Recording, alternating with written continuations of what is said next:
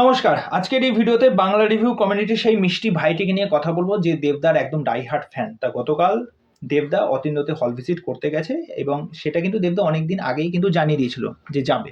ওকে? তো গতকাল কাকতালীয়বশত হোক বা কোনো কাজ পারপাস হোক বা ইচ্ছাকৃত বা অনিচ্ছাকৃত যাই হোক না কেন, রাজ চক্রবর্তীকে সেখানে দেখা গেছে অতীন্দ্রতে। এবার এই বিষয়টাকে নিয়ে আবার কেন কন্ট্রোভার্সি, আবার কেন তাকে কালিমা লিপ্ত করা হচ্ছে, আবার তাকে কেন কথা শোনানো হচ্ছে?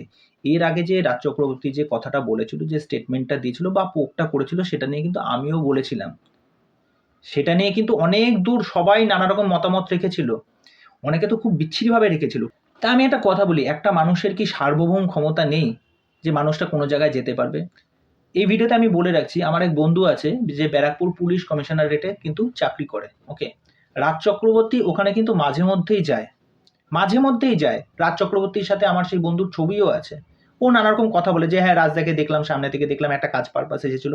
হতেই তো পারে কোনো কাজ পারপাস এসেছিল, এবার হল ভিজিটটা করে গেছে, তার সময় আছে, তিনি ব্যস্ত মানুষ।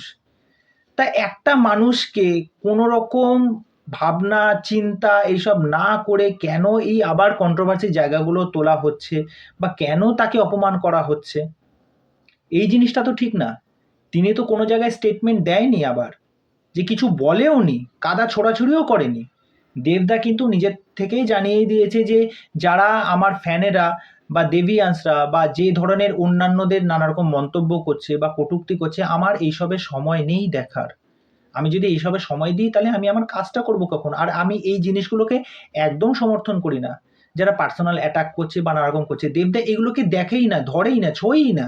দেবদা যে আইডিওলজিতে বিশ্বাস করে, যে চিন্তাধারায় বিশ্বাস করে, তোমরা যদি সেই দেবদারই যদি ফ্যান হয়ে থাকো, আর যেই মানুষটা এই দেবদাকেই কিন্তু প্রথম তার সিনেমায় ইন্ট্রোডিউস করেছিল চ্যালেঞ্জে, সেই জায়গাগুলো যদি, পুরনো ইতিহাস, পুরনো অতীত যদি তোমরা ভুলে যাও, তোমরা যদি ভাবো যে রাজ চক্রবর্তীর সাথে দেবদার পরবর্তীতে কোনো কাজ আসবে না, আর তোমরা তখন পরবর্তীতে গিয়ে পাল্টি খাবে। আজকে যদি ওখানে দেবদারও ফ্যান আছে, রাজ চক্রবর্তীর আমি ধরলাম যে ওখানে কোনো ফ্যান নেই, শুধুমাত্র দেবদাকে দেখতে গেছে। আজকে যদি দেবদা আসে তাহলে ক্রাউডটা তো পুরো দেবদার দিকে ঘুরে যাবে, রাজ চক্রবর্তীকে দেখার দরকার নেই। এটাই তো, তাতে দেখার দরকার নেই। কিন্তু অডিয়েন্স এত কিছু বোঝে না। অডিয়েন্স যে কোনো সেলিব্রিটি আসুক না কেন, সে যেই হোক না কেন, মানুষ তখন পাগলের মতো যাবে শুধুমাত্র একটা হ্যান্ডশেক করার জন্য, একটা অটোগ্রাফ নেওয়ার জন্য, একটা ফটো তোলার জন্য। এইগুলো তাদের কাছে একটা মুহূর্ত, এগুলো একটা মুমেন্ট, কেননা এই মানুষগুলোর সাথে দেখা পাওয়া, সাক্ষাৎ পাওয়া সচরাচর হয় না।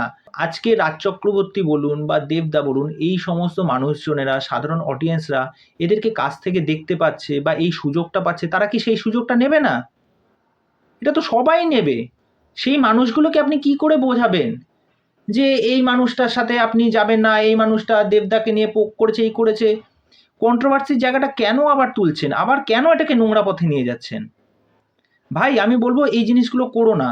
যে মানুষটা যেরকম ভাবে প্রমোশন করার ইচ্ছা করুক না, কারোর ক্ষতি তো করছে না এখানে। ক্ষতি কি করছে কিছু? আমার তো মনে হয় না এটা কোনো ক্ষতি হচ্ছে।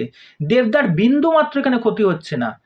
কারোর যদি মনে হয় দেবদার ছত্রছায়া থেকে দুই একটা জিনিস বা দুই একটা ফ্যান যদি করতে পারে বা যদি মুহূর্ত তৈরি করতে পারে, তা আমার তো মনে হয় না এটা খুব একটা অন্যায়। দেখো খাদান আজকে ব্যাপক সাকসেস, 15 কোটির উপর ব্যবসা করে ফেলেছে।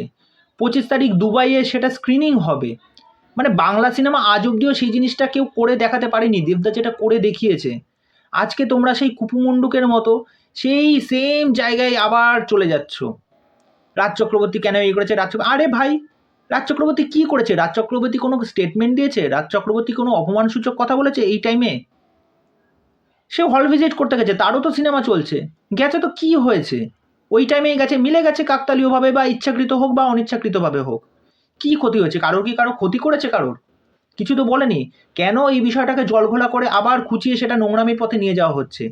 এই জিনিসটা বন্ধ করো। এই জিনিসটা খুব বাজে দেখাচ্ছে। পরবর্তীতে কিন্তু দেখা যাবে যে দেবদার সাথে রাজ চক্রবর্তী কোনো সিনেমা আসলো, তখন তোমাদের এই মুখটা কোথায় যাবে?